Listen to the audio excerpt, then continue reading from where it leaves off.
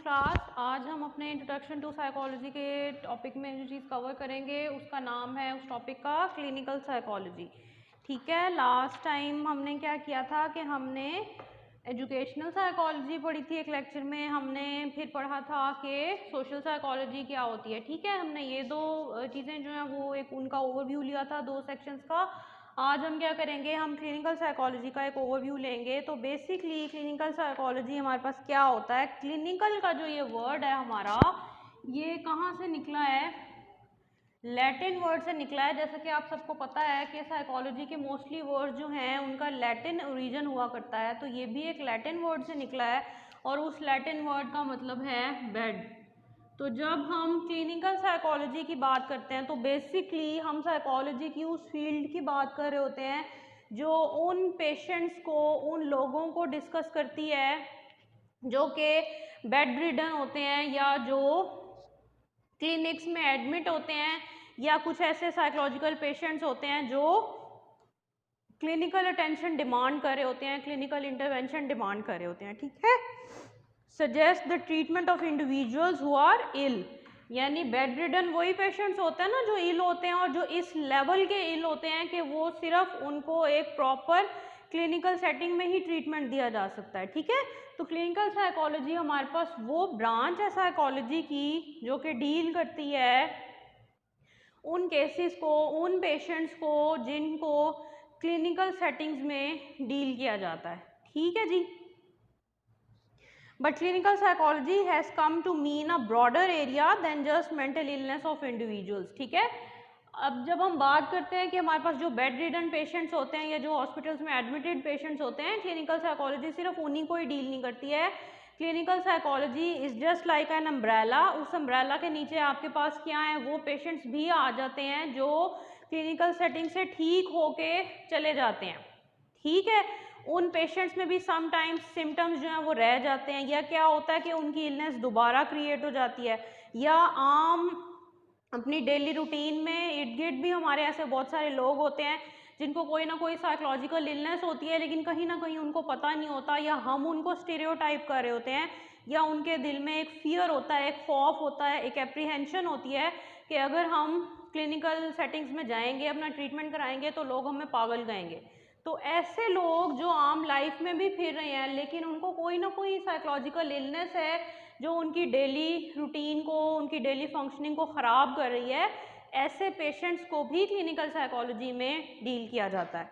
ठीक है जी, clinical psychology is an exciting and growing field that encompasses both research and practice. Clinical psychologist जो हैं, क्या होता है कि वो प्रैक्टिस तो कर रहे होते हैं क्लिनिकल सेटिंग्स में, लेकिन साथ समटाइम्स क्या होता है कि वो रिसर्चर्स भी होते हैं। क्लिनिकल साइकोलॉजी की फील्ड में बहुत बड़ी बड़ी रिसर्चेस भी होती हैं। इट्स नॉट लाइक दैट कि हर क्लिनिकल साइकोलॉजिस्ट जो है वो जस्ट एक क्लिनिकल में ही रहेगा, क्लिनिकल एरिया में और क्लिनिक में ही रह के प्रैक्टिस करेगा और दैट्स इट, ऐसा नहीं होता। समटाइम्स उनके पास क्या होता है कि वो अपनी रिसर्च के लिए भी किसी क्लिनिकल सेटिंग में जाके काम कर रहे होते हैं। ठीक है, तो ये चीज़ उनकी क्वालिफिकेशन पे डिपेंड कर रही होती है। ऑब्वियसली अगर किसी ने क्लिनिकल सेटिंग, क्लिनिकल साइकोलॉजी पढ़ी हुई है और उसने क्या किया है कि उसने स्पेशलाइजेशन भी जो है वो अपनी क्लिनिकल सेटिंग में ही किया है, तो वो ऑब्वियसली क्लिनिकल सेटिंग में जाके काम करेगा। लेकिन अगर किसी ने क्लिनिकल साइकोलॉजी पढ़ी है लेकिन वो कोई रिसर्च प्रोजेक्ट करना चाह रहा है, या वो कोई ऐसी डिग्री ले रहा है कोई पर्सन जिसमें उसने क्लिनिकल साइकोलॉजी पढ़ी है और उसका वो सब्जेक्ट, उसका वो एरिया, वो डोमेन रिसर्च डिमांड कर रहा है, तो ऐसा पर्सन भी क्लिनिकल सेटिंग में जाके काम करता है। ठीक है, अच्छा जी, अब जब हम बात करते हैं क्लिनिकल साइकोलॉजी की इम्पोर्टेंस की, तो क्लिनिकल साइकोलॉजी बहुत ज़्यादा साइकोलॉजी की इम्पॉर्टेंट फील्ड है। इसमें क्या होता है कि क्लिनिकल साइकोलॉजिस्ट क्या करते हैं, असेसमेंट करते हैं, डायग्नोसिस करते हैं और फिर ट्रीटमेंट करते हैं। असेसमेंट कैसे करते हैं, जस्ट सपोज कि आप एक क्लिनिकल साइकोलॉजिस्ट हैं, आप एक क्लिनिक में बैठे हैं, आपके पास एक पेशेंट आया है, आप ऑब्वियसली उससे उसकी हिस्ट्री लेंगे, आप उसे पूछेंगे कि आप कैसा महसूस करते हैं, आप कितने बहन भाई हैं, आपके पेरेंट्स जो हैं वो क्या हैं, आपके पेरेंट्स हयात हैं नहीं हैं, आप कितने बहन भाई हैं, अगर आप मैरिड हैं तो आपके कितने बच्चे हैं, आप कहाँ रहते हैं, ये वाली जो सारी आप उसे करेंगे, आप एक फॉर्म फिल करेंगे पेशेंट पे, आप उसका नाम लिखेंगे, उसका एड्रेस लिखेंगे। अगर किसी और डॉक्टर ने आपको उसको रेफ़र किया है आपके पास, या साइकियाट्रिस्ट से होता हुआ वो आपके पास आया है, तो क्या करेंगे, बेसिक इन्फॉर्मेशन जो ये वाली लेंगे, ये उसकी असेसमेंट में आ जाएगी। ठीक है जी। उसके बाद जो आपने उससे केस हिस्ट्री ली होगी, जो उसकी कंप्लेंट्स आपने नोट की होंगी, जो फॉर्म आपने उसका फिल किया होगा, उसके अगेंस्ट आप उसको कुछ ना कुछ डायग्नोज करेंगे। जैसे बायोलॉजिकल इलनेसेस में आप डॉक्टर के पास जाके बताते हैं कि मुझे फीवर है या मुझे ये सिम्टम्स हैं, तो डॉक्टर उसके मुताबिक आपका एक वो प्रेस्क्रिप्शन जो है वो लिखता है, तो वो एक डायग्नोसिस हो जाता है ना, डॉक्टर आपको बताता है कि आपको ये मसला है। तो इसी तरह साइकोलॉजी में भी जब आप केस जाके बताते हैं, अपनी कंप्लेंट्स बताते हैं क्लिनिकल साइकोलॉजिस्ट को, तो उसकी बेस पे, उस फॉर्म फिल हुए की बेस पे, आपकी कंप्लेंट से, आपकी बातों से वो पर्सन, वो साइकोलॉजिस्ट, क्लिनिकल साइकोलॉजिस्ट जो एक डायग्नोसिस बनाता है, वो डायग्नोसिस ये डिटर्मिन कर रहा होता है कि आपका क्या ट्रीटमेंट है। ठीक है।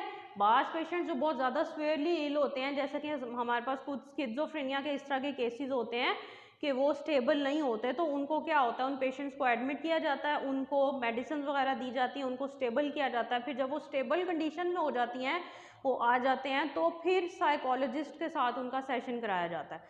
जब तक वो स्टेबल नहीं होते, साइकियाट्रिस्ट उनका ट्रीटमेंट करता है। ठीक है। अब जो साइकियाट्रिस्ट उनका ट्रीटमेंट करता है, तो वो साइकियाट्रिस्ट बेसिकली कौन होता है, वो एक MBBS डॉक्टर होता है। ठीक है। जो साइकियाट्री में स्पेशलाइजेशन करता है, होता वो बेसिकली MBBS डॉक्टर है। ठीक है। लेकिन वो मेडिसिन भी प्रेस्क्राइब कर सकता है, जबकि जो क्लिनिकल साइकोलॉजिस्ट होता है,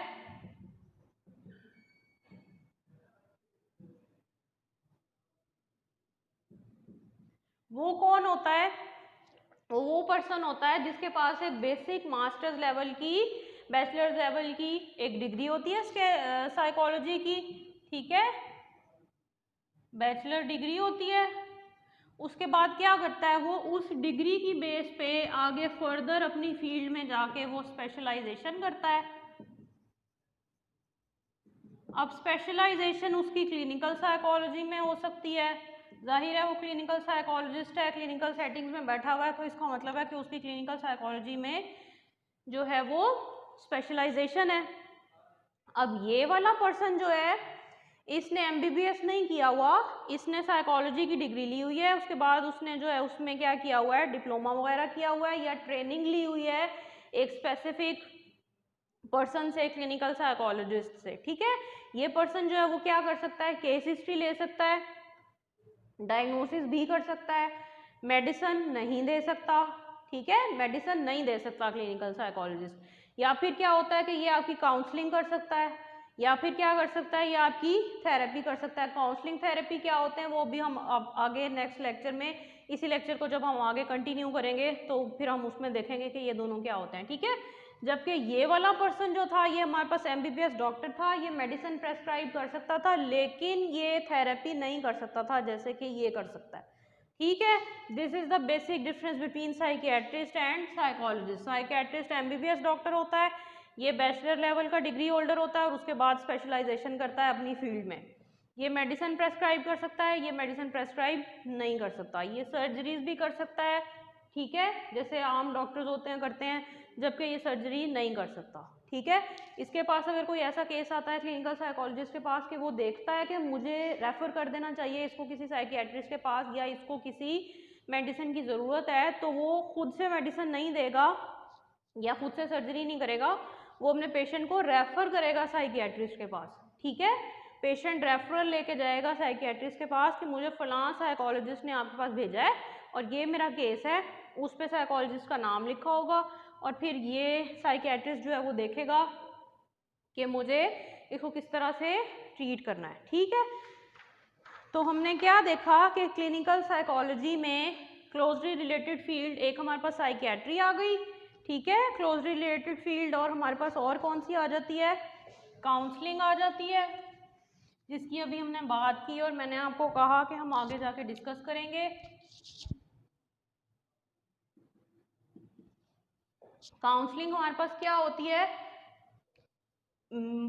माइनर मेल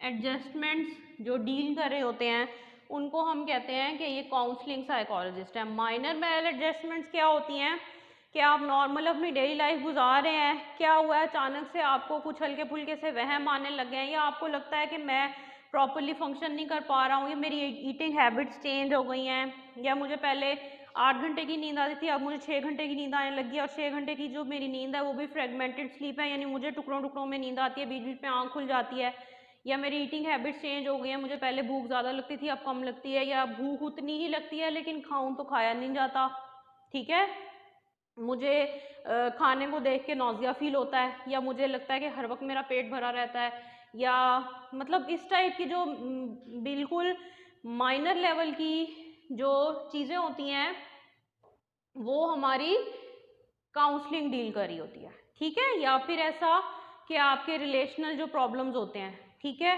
कोई हस्बैंड वाइफ में कोई क्लैश हुआ है, कोई लड़ाई हुई है, तो वो जाके काउंसलिंग के पास क्या करेंगे कि अपना मैटर सॉल्व कर लेंगे, या रिलेशनल प्रॉब्लम्स जो हैं वो सॉल्व हो जाते हैं। काउंसलिंग बेसिकली आपकी जो बिल्कुल माइनर लेवल के जो प्रॉब्लम्स होती हैं, जो माइनर मेल एडजस्टमेंट्स होती हैं, यानी वो आपकी एडजस्टमेंट्स जो आपको प्रॉपरली थोड़ा सा वर्क नहीं करने देती, या कहीं ना कहीं आपको लग रहा होता है कि आपका ऑर्डर जो है वो डिसऑर्डर हो गया है, तो उस वक्त आप जाते हैं, ठीक है। जब आपका केस काउंसलिंग से निकल जाता है और आपकी एडजस्टमेंट मेल एडजस्टमेंट जो है वो एक प्रॉपर डिसऑर्डर में कन्वर्ट हो चुकी हुई होती है, उस वक्त आप इसके पास चले जाते हैं, ठीक है। यानी कम्प्लेक्सिटी के हवाले से देखें तो ये जो पेशेंट्स यहाँ जाते हैं काउंसलिंग के पास वो ज़रा जल्दी ठीक हो जाते हैं, जो इधर क्लिनिकल साइकोलॉजिस्ट के पास जाते हैं उनको थोड़ा सा क्लिनिकल साइकोलॉजिस्ट प्रॉपर इंटरवेंशन करता है, प्रॉपर थेरेपी करता है, केस फॉर्मुलेशन करता है, तो ये ऐसा भी हो सकता है कि ये जैसे 6 मंथ्स का टाइम इसको लग जाए, क्योंकि केस जो है वो ख़राब हो चुका हुआ होता है जब इसके पास जाता है, ठीक है। अगर यहाँ बात हो रही है तो वो हो सकता है कि 1 मंथ के टाइम में भी ठीक हो जाए, ठीक है जी। डिसऑर्डर के हवाले से अगर हम एक्सप्लेन करें तो काउंसलिंग में क्या होगा, अगर हम स्किज़ोफ्रेनिया को डिस्कस करते हैं तो एक पर्सन ऐसे ही कहे कि मुझे बहुत अजीब तरह की सोचें आती हैं मेरी लाइफ में, ये रिसेंटली कुछ इस तरह का हुआ है कि मुझे बहुत ना अजीब तरह की मुझे सोच आने लग गई है, या मुझे लगता है कि हर बंदा नेगेटिव सोच रहा है, या मैं चीज़ों के बहुत ज़्यादा नेगेटिव पहलू को देखने लग गया हूँ, ठीक है। ये माइनर मेल एडजस्टमेंट है, ये काउंसलिंग से ठीक हो जाएगी। लेकिन अगर उस पर्सन ने अपनी माइनर मेल एडजस्टमेंट को ठीक नहीं किया और क्या हुआ है कि उसकी ये नेगेटिव थिंकिंग इतनी ज़्यादा हो गई है कि उसकी डेली फंक्शनिंग ख़राब हो गई है, उसको लगता है कि हर बंदा जो मुझसे मिल रहा है वो मेरे बारे में गलत सोच रहा है, लोग हर वक्त मेरी बुराइयां कर रहे हैं, लोग जो भी डिस्कस कर रहे हैं वो मेरे बारे में डिस्कस कर रहे हैं, मेरे किसी ना किसी वीक पॉइंट को हाईलाइट किया जा रहा है, लोग मेरे साथ पर्सनल होकर ग्रजेस निकाल रहे हैं, ठीक है। ये वाली थिंकिंग जो है वो क्या है, डिसऑर्डर में कन्वर्ट हो चुकी हुई है। तो अब ये डिसऑर्डर वाली जो सिचुएशन है ये इससे ठीक नहीं होगी, बल्कि उसके लिए प्रॉपर क्लिनिकल साइकोलॉजिस्ट के पास जाना पड़ेगा, ठीक है।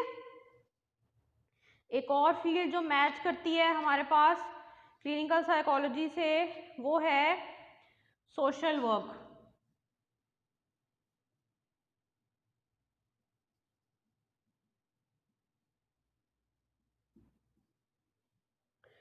सोशल वर्क क्या होता है, social workers are intensely involve in day to day lives of their patients. अब क्लिनिकल साइकोलॉजिस्ट भी ऑब्वियसली हमारे पास एक हिस्ट्री ले रहा होता है जिसमें उसको पता होता है कि मेरा पेशेंट जो है वो डेली लाइफ में क्या कर रहा है, किस तरह से काम कर रहा है, उसके डेली बिहेवियर्स क्या हैं, उसके पास पूरा एक जो केस मैनुअल होता है वो होता है, पूरा एक फॉर्म होता है। लेकिन जो सोशल वर्कर्स होते हैं वो आम रूटीन में डेली लाइफ में लोग किस तरह से क्या परफॉर्म कर रहे हैं, कौन किस सेटिंग में क्या कर रहा है, आम डेली रूटीन में लोग क्या क्या कर रहे हैं, किस तरह से इंटरेक्शंस हो रही हैं, या किसको किस एरिया में, कहीं किसी लोकेलिटी में, किस सिटी में, किस कंट्री में, किस सिटी के कौन से स्पेसिफिक एरिया में किसी को हेल्प की ज़रूरत है, ये चीज़ जो है वो सोशल वर्क कहलाएगी, ठीक है। स्कूल साइकोलॉजिस्ट हमारे पास क्या होते हैं? स्कूल साइकोलॉजिस्ट हमारे पास वो साइकोलॉजिस्ट होते हैं जो कि स्कूल लेवल पे हायर किए जाते हैं। वो टीचिंग नहीं कर रहे होते बेसिकली। वो क्या होता है कि जो स्कूल में पढ़ते हुए स्टूडेंट्स होते हैं, जो बच्चे होते हैं, प्यूपिल्स होते हैं, उनकी काउंसलिंग के लिए स्कूल साइकोलॉजिस्ट को रखा जाता है कि अगर किसी बच्चे में कोई बिहेवियरल प्रॉब्लम देखने में आ रहा है, कोई बच्चा सही परफॉर्म नहीं कर रहा, सारी क्लास को एक जैसा ही पढ़ाया जा रहा है लेकिन सारी क्लास सही रिजल्ट दे रही है, कोई एक दो बच्चे सही रिजल्ट नहीं दे रहे, तो क्या होगा? स्कूल साइकोलॉजिस्ट की ये ड्यूटी होगी कि वो उस बच्चे को डील करे, उसकी काउंसलिंग करने की कोशिश करे कि वो क्यों नहीं पढ़ता, क्या रीज़न है, या अगर किसी बच्चे को कोई फैमिली प्रॉब्लम है तो वो उसको डील कर रहा होगा। ठीक है। हेल्थ साइकोलॉजी भी क्लोजली रिलेटेड प्रोफेशनल है।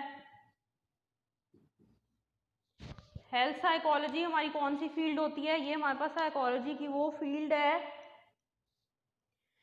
जो क्लिनिकल साइकोलॉजी के ट्रेंड से हट के आजकल जो 21st सेंचुरी में जो ट्रेंड है वो बहुत ज़्यादा हेल्थ साइकोलॉजी की तरफ आ गया है। साइकोलॉजी में जो रीसेंट रिसर्चेज हो रही हैं वो ये कहती हैं कि साइकोलॉजी सिर्फ यही नहीं है कि क्लिनिकल पेशेंट्स क्या होते हैं या क्लिनिकल साइकोलॉजी में क्या होता है या क्लिनिकली किस तरह से केसेस बन रहे हैं, बल्कि असल साइकोलॉजी जो है वो ये है कि आप नॉर्मल पीपल से, हेल्दी पीपल पे साइकोलॉजी को जो है वो एक ब्रॉड सेंस में लें और एक आम कॉमन पर्सन को ये बताएं कि हेल्थ जो है वो फिजिकल हेल्थ नहीं होती, सिर्फ एक मेंटल हेल्थ भी होती है। ठीक है। यानी साइकोलॉजी जो है वो सिर्फ ये नहीं है कि बेड रिडन पेशेंट्स को ही डील किया जाए, या साइकोलॉजी सिर्फ जो है वो हॉस्पिटल में यूज़ नहीं हो रही होती, आम डे टू डे लाइफ में भी यूज़ हो रही होती है, डे टू डे इंटरेक्शन में भी यूज़ हो रही होती है। तो ये वाला जो हमारे पास कंसेप्ट है ये हेल्थ साइकोलॉजी का कंसेप्ट है। ठीक है। ये साइकोलॉजी का ये कंसेप्ट क्या कहता है? हेल्थ पे फोकस करता है, फिटनेस पे फोकस करता है, वेल बीइंग पे फोकस करता है, पॉजिटिविटी पे फोकस करता है। ठीक है।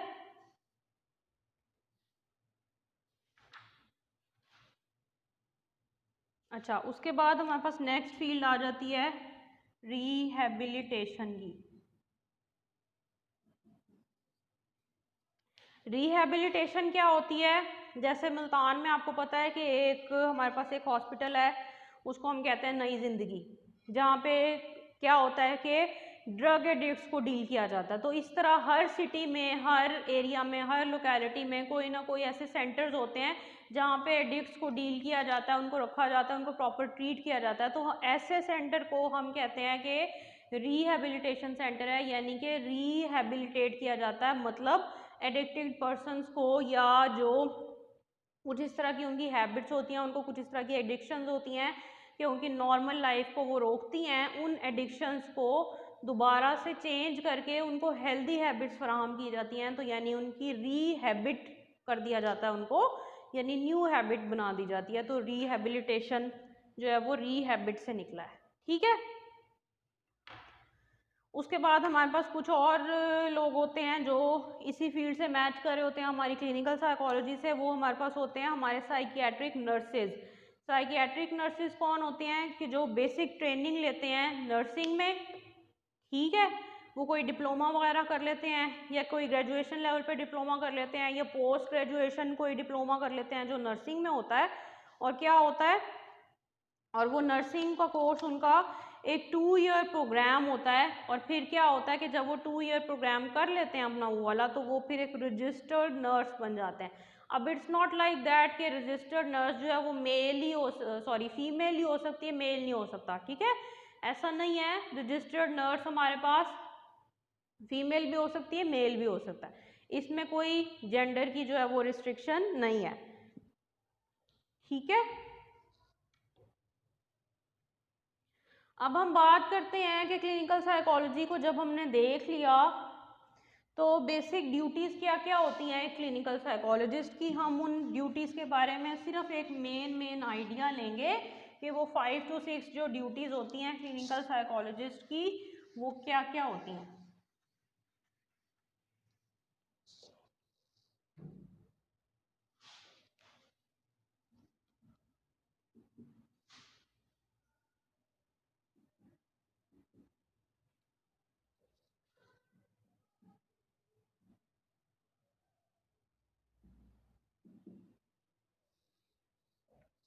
ड्यूटीज ऑफ क्लिनिकल साइकोलॉजिस्ट क्या होती हैं जी? कि पहले नंबर पे तो असेसमेंट,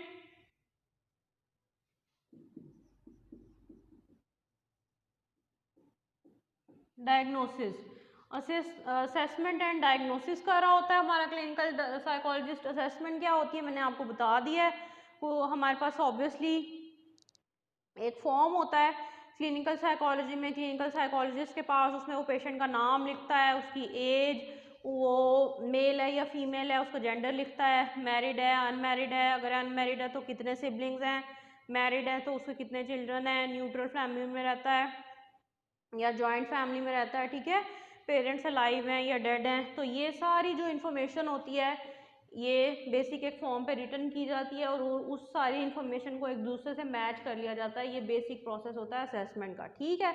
असेसमेंट की बेस पे केस जब लिख लिया जाता है तो उसको देखा जाता है कि पेशेंट ये वाले सिम्टम्स जो है वो दे रहा है, तो अब इन सिम्टम्स के अगेंस्ट कौन सा डिसऑर्डर जो है वो इसको हो सकता है, इसको हम डायग्नोसिस कहते हैं, ठीक है। सेकंड नंबर पे क्लिनिकल साइकोलॉजिस्ट क्या कर रहा होता है? Intervention and therapy.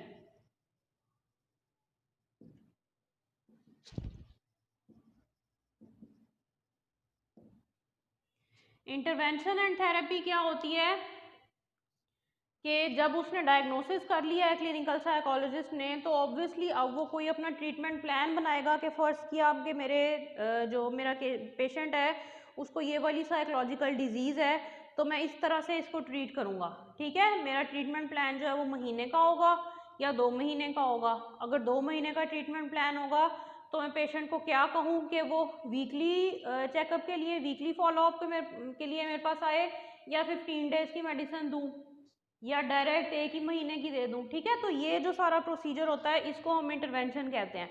और थेरेपी क्या होती है कि वो पेशेंट्स जो आप देखते हैं कि उनकी थेरेपी की जा सकती है, यानी उनकी कोई ऐसी रॉन्ग थिंकिंग है या उनका कोई ऐसा रॉन्ग बिहेवियर है, रॉन्ग पैटर्न है कि आप उसको ठीक कर सकते हैं by the use of talk. वो टॉक ऑब्वियसली आम टॉक नहीं होती कि जो आप अपने आम फैमिली मेम्बर से या फ्रेंड से या सिबलिंग से करते हैं, वो एक ट्रेंड पर्सन की टॉक होती है, ठीक है। उसको बेसिकली हम थेरेपी कहते हैं, जिसमें क्या होता है कि एक हमारे पास थेरेपिस्ट होता है और एक उसका पेशेंट होता है। वो प्रॉपर एक सेटिंग होती है हॉस्पिटल में या जहाँ भी क्लिनिकल साइकोलॉजिस्ट करता है, वो एक स्पेसिफिक रूम होता है, एक स्पेसिफिक सेटिंग होती है कि थेरेपिस्ट ने इस एंगल पे बैठना है और उसके क्लाइंट ने इस एंगल पे बैठना है, ठीक है। इस प्रोसेस को हम कहते हैं थेरेपी। इसके बाद हमारे पास क्या होता है कि टीचिंग। बाज़ क्लिनिकल साइकोलॉजिस्ट जो हैं वो टीचिंग की फील्ड में चले जाते हैं कि ऑल्दो उन्होंने क्लिनिकल साइकोलॉजी की होती है, उनके पास उसका डिप्लोमा होता है, स्पेसिफिक डिग्री होती है, सब कुछ उनके पास क्वालिफिकेशन होती है, तो वो क्लिनिकल सेटिंग में नहीं जाते, टीचिंग साइड पे चले जाते हैं। तो वो टीचिंग साइड में जाके टीच करने लग जाते हैं क्लिनिकल साइकोलॉजी या इवन सिंपल अप्लाइड साइकोलॉजी भी, ठीक है। उसके बाद आ गया जी क्लिनिकल सुपरविजन।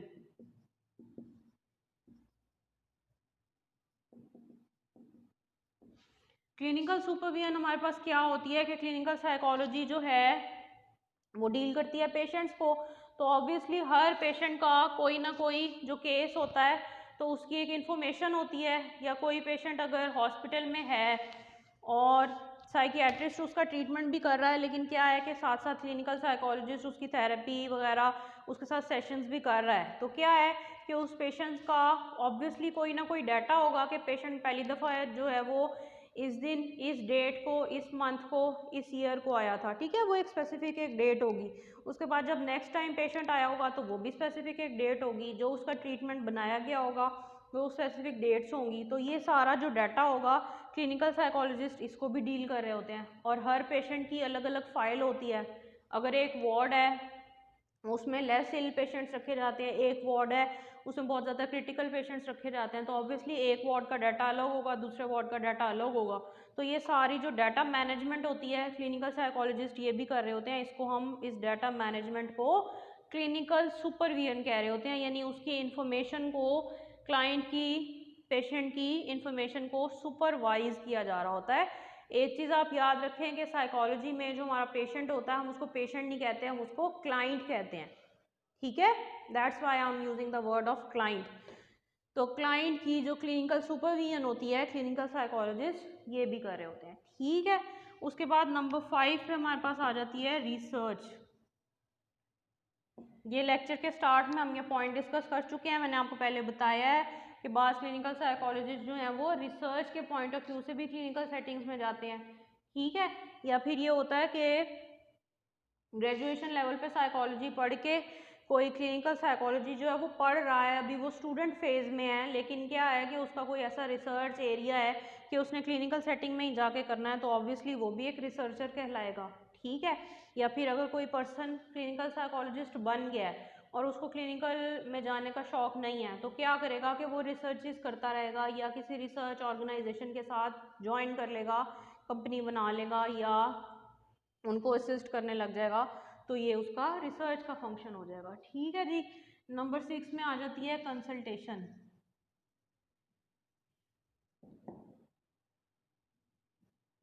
कंसल्टेशन क्या होती है कि क्लिनिकल साइकोलॉजिस्ट ने जो है वो डिग्री ले ली उसकी क्लिनिकल साइकोलॉजी की, उसने उसमें जो है वो कर लिया, स्पेसिफिक स्पेशलाइजेशन उसने कर ली। उसके बाद क्या हुआ कि उसने अपना अलग कोई क्लिनिक या कोई क्लिनिकल सेटिंग बना ली है जिसमें वो पेशेंट्स लेता है और सेपरेटली अपनी क्लिनिक को रन करता है। उसमें ये भी हो सकता है कि वो किसी साइकियाट्रिस्ट के साथ बैठ जाए असिस्टेंस करके, या फिर ये है कि वो अपना सेपरेटली एक क्लिनिक बना ले कि यहाँ मैं पेशेंट्स को जो है वो डील करूँगा, तो दिस इज़ कॉल्ड कंसल्टेशन, ठीक है।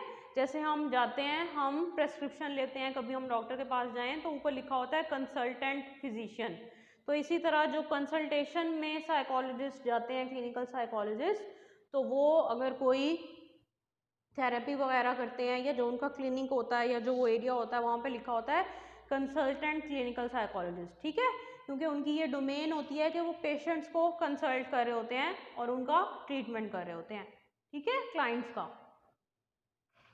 उसके बाद हमारे पास बात आ जाती है प्रोग्राम डेवलपमेंट की।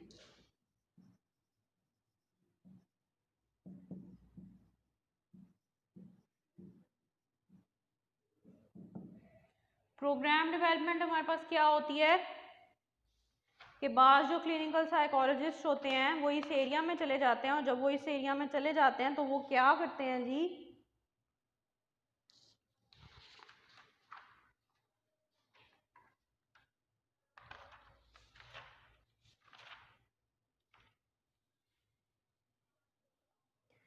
कि वो कोई ना कोई ऐसे प्रोग्राम्स बनाते हैं, कोई ऐसे न्यू ट्रीटमेंट मेथड्स बनाते हैं जो वो अपनी फील्ड के लोगों से डिस्कस करते हैं, और फिर उनको जो एक अप्रूविंग जो अथॉरिटी होती है या जो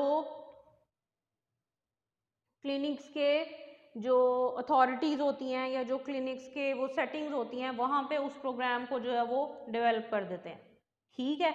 अब ये प्रोग्राम डेवलपमेंट जो है वो टिपिकल क्लिनिकल सेटिंग से भी रिलेट कर रही हो सकती है, या फिर क्या हो सकता है कि ये किसी एजुकेशनल इंस्टीट्यूट से भी डील कर रही होती है, यानी एक पर्सन अगर क्लिनिकल साइकोलॉजिस्ट बन गया है, अब अगर वो प्रोग्राम डेवलप कर रहा है तो हो सकता है कि उसका प्रोग्राम डेवलप जो है वो ट्रीटमेंट को लिए हुए हो, treatment of any specific disorder, और वो उस ट्रीटमेंट को किसी हॉस्पिटल में दे दे, ठीक है, और वो ट्रीटमेंट मैनुअल यूज़ होने लग जाए वहाँ पे।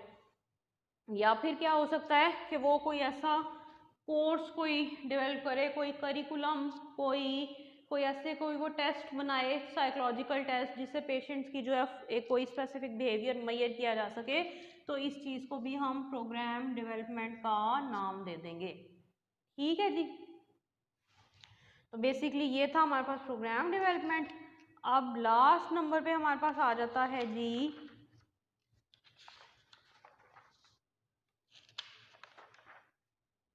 एडमिनिस्ट्रेशन।